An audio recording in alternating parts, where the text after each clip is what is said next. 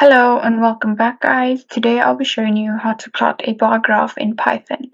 Why would you want to know how to do this? Well, bar graphs are a very important visual aid used to present information to the audience without confusing or overwhelming them. So I will be showing you how to plot a bar graph in Python using Jupyter Notebook. And check out the video description as I will try and leave written instructions there. So let's get started. I've made the two important imports that we need today, which is NumPy and pyplot from matplotlib. So you just import those and run that. Now, what we need for our bar graph is obviously our x and our y values, and these are going to be in the form of a list, right? So on the x-axis for bar graph, usually we have categories of our data. So I guess we have data in this example for how many or which vehicles and how many of those are passing by a certain house on a typical day, right?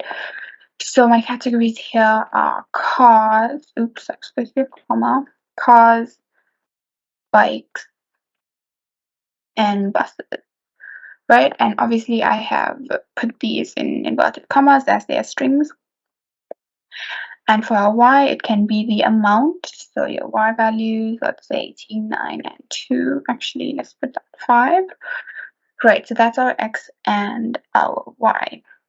Now, to plot your bar graph, the simplest thing, and the only thing you really have to do is plc.bar, and let's come up.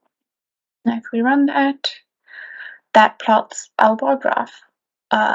Obviously, the width of our bars are very large. So to adjust the width however you want, you can just say width equals to, let's just go with 0.5. I think that was the initial one, so 0.3 seems okay. They're quite small. And yeah, there you have it, guys. You can also obviously change the color of your graphs to, let's say, red. And then obviously put your titles as number of vehicles passing a house in a day. And let's just put our y label. Actually, this is supposed to be our y label, not the title. So that's that. And then the title will simply be the graph of the vehicles that pass a house in a day.